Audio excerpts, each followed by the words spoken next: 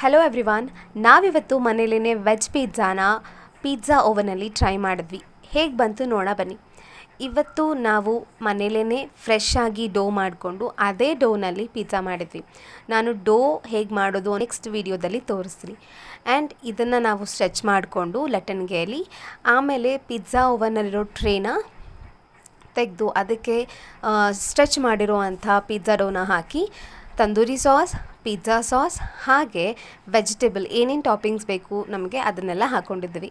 ನಿಮಗೆ ಯಾವ ಟಾಪಿಂಗ್ಸ್ ಬೇಕಾಗುತ್ತೆ ಅದನ್ನು ನೀವು ಹಾಕ್ಕೊಂಡ್ರು ಚೆನ್ನಾಗೇ ಇರುತ್ತೆ. ಫಸ್ಟ್ ನಾನಿಲ್ಲಿ ಚೀಸ್ನ ಸ್ಪ್ರೆಡ್ ಮಾಡಿದೆ. ಅದಾದಮೇಲೆ ಟೊಮ್ಯಾಟೊ, ಕಾರ್ನ್, ಕ್ಯಾಪ್ಸಿಕಮ್, ಆನಿಯನ್ ಎಲ್ಲ ಹಾಕಿ ಮತ್ತೆ ಅದ್ರ ಮೇಲೆ ಇನ್ನೊಂದು ರೌಂಡ್ ಚೀಸ್ ಹಾಕ್ಕೊಳ್ತಾ ಇದ್ದೀನಿ.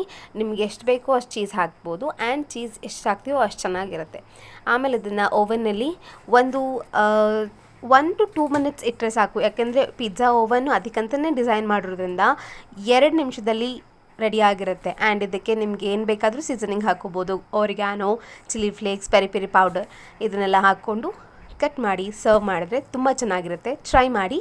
ಹಾಗೆ ಹೇಗೆ ಬಂತು ಅಂತ ಕಮೆಂಟಲ್ಲಿ ತಿಳಿಸಿ.